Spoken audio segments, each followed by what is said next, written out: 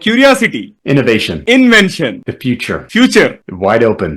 book, Knowledge is power. resilience, Sink or swim. I love it, health, Very important. innovation. Ooh, invention. Folks, you have tuned into TGV and happy welcome to the Guiding Voice podcast series, the world's only quadrilingual podcast at this moment of recording, and we are trying to embark into multiple languages as we speak, and here we embark on transformative conversations for a better future, and we want to simplify and amplify your journey to success. I am your host Navin Samala, dedicated to making the world a better place by bringing you wisdom through valuable discussions with experts designed to simplify and amplify your success. And thank you so much for tuning in.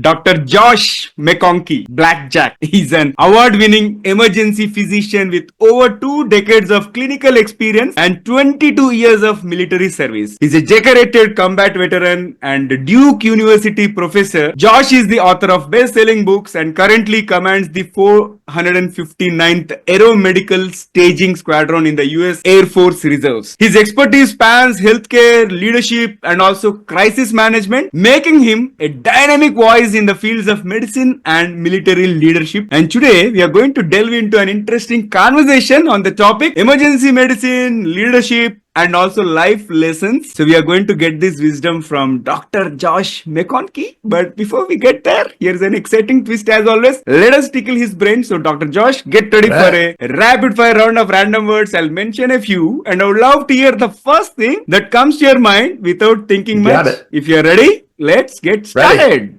All right. So curiosity, Innovation. invention, The future. future, Wide open.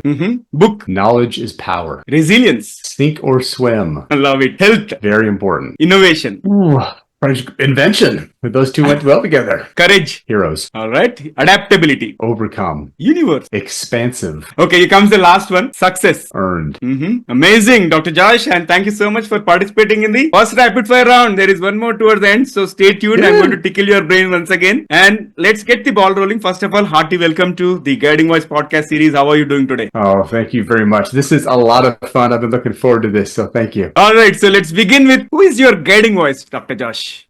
Guiding voice, it's a combination. It's all the people in my life. So when you look at family and teachers and coaches and all those people that just made you who you are, really combines. That's my little inner voice. That's just a combination of all the people that helped me get to where I'm at. Amazing. And let's now talk about your success mantra, as in share with us the top 3 things that have contributed to your success so far. It's hard work.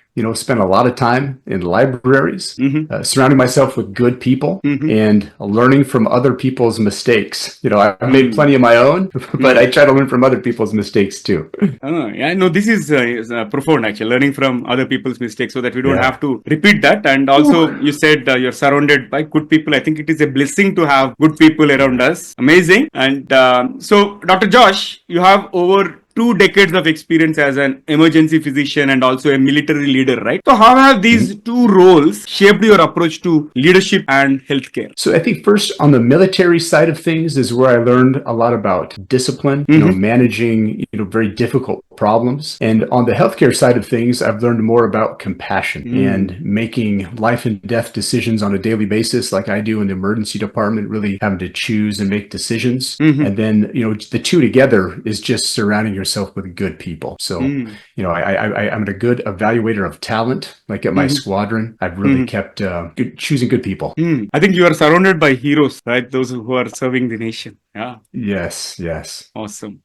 And in your story, be the weight behind the spear, right? You talk about teaching leadership skills to the COVID generation. So what does that entail and why is it crucial in today's world? I think it's crucial more now than ever. You see this younger generation that have grown up without, they've had access to information 24/7. They've never known life without an iPhone. And what that's done is there's some critical decision-making skills that they just don't have. As a military commander, I see lack of resiliency and I see lack of leadership. I think COVID was terrible for this generation. So you've got the iPhone generation who already has communication issues. Like they literally just chat with each other back and forth. They can sit right next to each other and they're typing on a telephone. And then you shut them out of their schools, you shut them out of churches. And that isolation that they had during COVID was clearly detrimental to their mental health and development. So all of those things really kind of go into why it's important to address those with this generation now.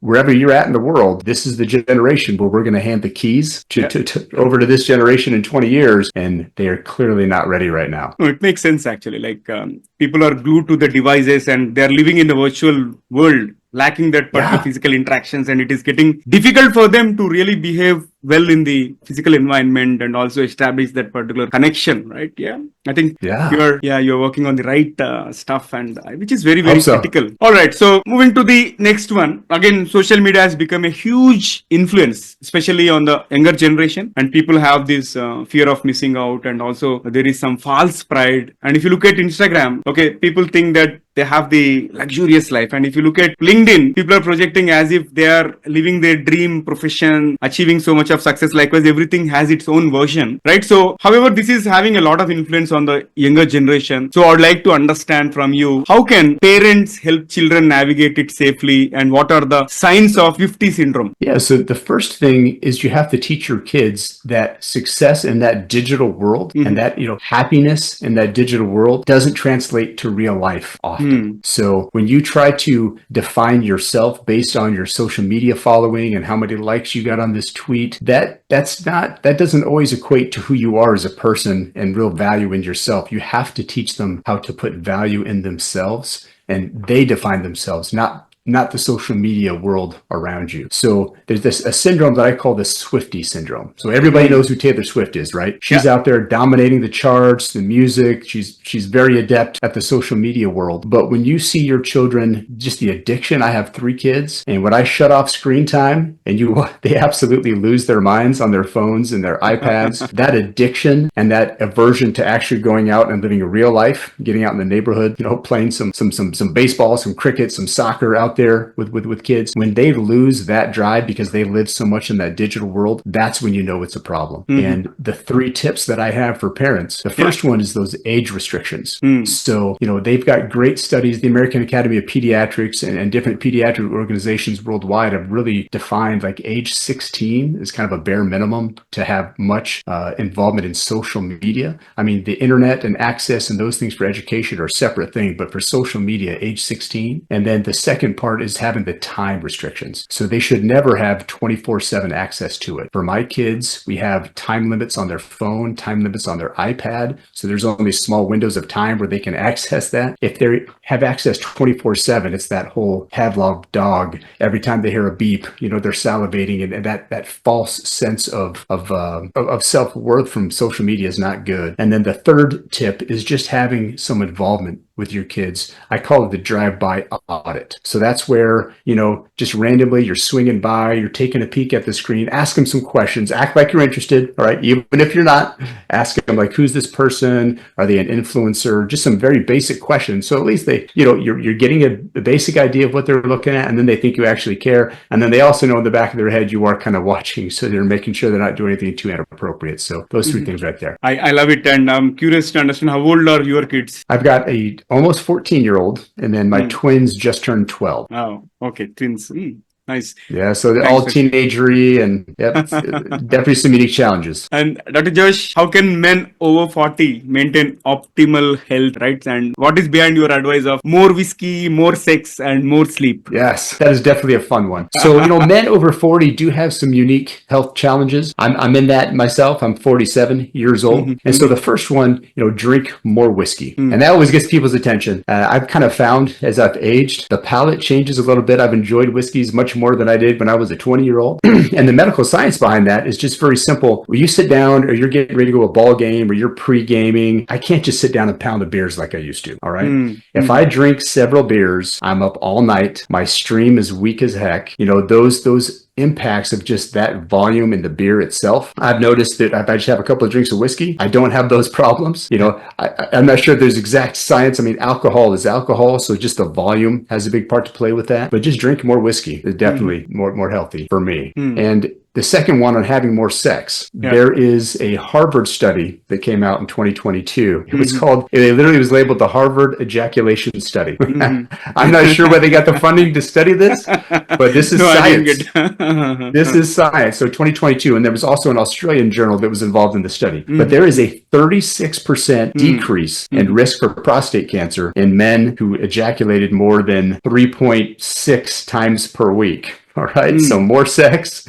and they did have some caveats. I mean, it literally could be masturbation and things as well. But men that had more ejaculations had a decreased risk for prostate cancer. So that's a doctor's order. You got to have more sex. And the third, as far as sleep. So when you're talking men over 40, there are a lot of sleep disorders out there. So I think a lot of people are familiar with obstructive sleep apnea. It goes undiagnosed unless you actually look for that. But that has just as much to do with the amount of sleep as the quality of your sleep and the little things before going to bed, avoiding that blue light exposure. You're glued to your telephone or TV screen before you go to bed is not the healthiest of things. You're going to have much better quality sleep avoiding the blue light exposure and especially if you have risk for a sleep apnea, make sure you talk to your doctor. Those three things right there will really increase your health. Insightful. And let's move forward. So given that you have extensive background in this emergency medicine, so what are some holiday healthcare horror stories you have witnessed and how can people avoid these 911 nightmares? So having practiced emergency medicine for 22 years, boy,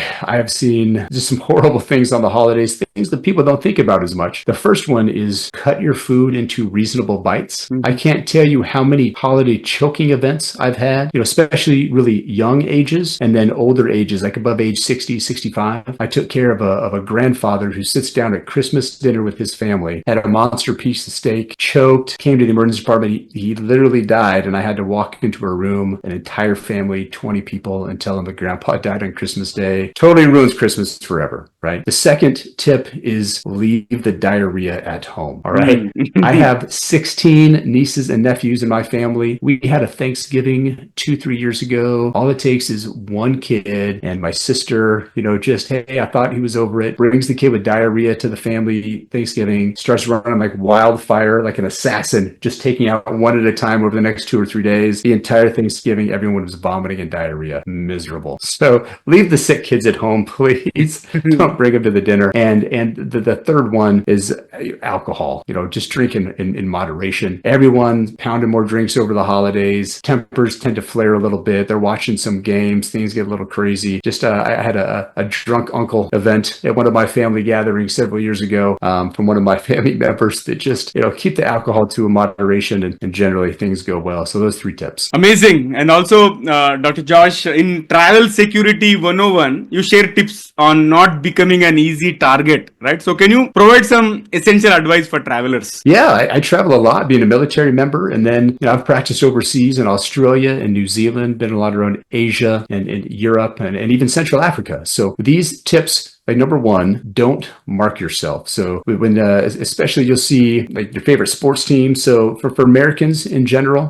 tend to be high risk in certain areas of the world. So leave the football jerseys, the baseball caps, your favorite team, leave those at home. Try to blend in. You just mark yourself as a monster target when you're wearing your university football team, sweatshirt. You stand out like a sore thumb. Second thing is always travel with a buddy. When you're traveling by yourself, especially if you're out drinking or doing something like that, it really puts you at high risk. They look for people that are hanging out by themselves. If you're a group of people, it's much more difficult, to take advantage of you. And the third thing is carry a dummy wallet. I always carry a dummy wallet. There's just some places in the world where, you're high risk for stabbings and carjackings. I was in South Africa for the 2010 World Cup. My very first night there, 2 British guys got stabbed for their wallet. So I started carrying a dummy wallet. It's a wallet with a little cash in there, some expired credit cards, and you get yourself in a situation, just hand over the dummy wallet. They're not going to do a strip search on you. Okay. Hand them the dummy wallet. Move on with your day. I love the tip. It is amazing. Good one. Yeah. All right. So this has been an incredible conversation so far, and it's time for us to add some more excitement and some more All fun. right. Hello, I'm Steve Ahern, one of the judges of the Asia Podcast Awards. I'm interrupting this episode to let you know that you're listening to an award-winning podcast. This podcast won its category in the 2024 Podcast Awards, so you know you're listening to quality. Enjoy your listening experience, and congratulations to the team who created this award-winning podcast for you. Okay, so you got it. We are slipping into the second rapid fire round. All right. Okay. So here comes the first bullet. If you could have one gigantic billboard anywhere with anything on it, what would it say? What you do matters. And can you describe yourself in just one word? Driven. And what is the best leadership advice you have ever received? Don't micromanage. One item you can't travel without. The travel guides, like those Lonely Planet travel guides. And Dr. Josh, what is your hidden talent? I bake an amazing pumpkin pie. Very surprising, huh?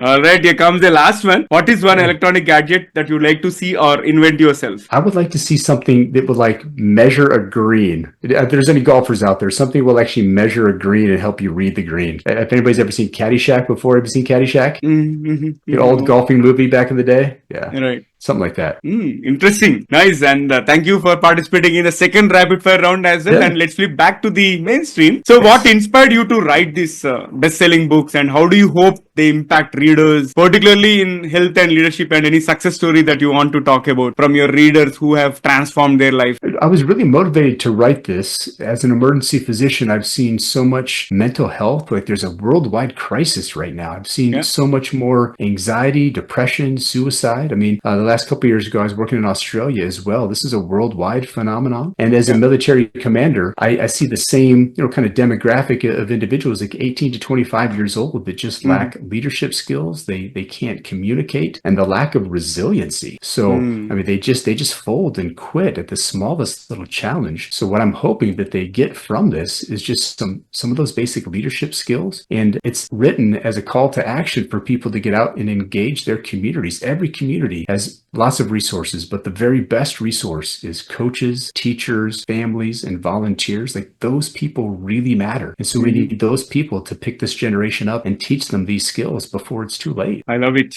Thank you so much for really sharing those details. And it's so inspiring to have a conversation with you. And I thoroughly enjoyed the show so far. And how is your experience being hosted on TGV, The Guiding Voice? This is a blast. Those rapid fire questions are I love it. Thank you. And Dr. Josh, look forward to hosting you again in future with some different topic and all. And thank you once again for joining us today. Thank you, sir. All right. So friends, that was our episode with Dr. McConkey. And before we jump into the fun trivia section, my request is if you have enjoyed the conversation, please share with at least 3 of your friends or colleagues who would also like TGV, The Guiding Voice. So spread the knowledge and help others grow just like you are growing. And now it's time for us to enter into the trivia segment. And we spoke about security during travel. And Phil has shared amazing insights. Especially I love the dummy wallet fact, right? So I thought I would present you 3 lesser known facts about countries which are often considered unsafe for tourists. And the number 1 in the list is Yemen, and which is UNESCO World Heritage Sites amid conflict. Despite being a country marked by ongoing civil war and security concerns, Yemen is home to several stunning UNESCO World Heritage Sites, including the ancient city of Shibam, known as the Manhattan of the desert, for its towering mud brick buildings. And due to the instability, most of the historical treasures remain largely inaccessible to tourists. Second is Honduras. There is high crime rate in tourist areas. It has breathtaking beaches and Mayan ruins, but lesser known fact is that many tourist hotspots, especially in cities like San Pedro Sula, have some of the highest murder rates in the world. And travelers are advised to exercise extreme caution, particularly at night, due to gang violence and also organized crime targeting both locals as well as visitors. Third is about Venezuela. Here there is currency crisis and also hyperinflation. And Venezuela is not only dangerous due to political unrest and violent crime, but also because of its severe economic crisis. Hyperinflation has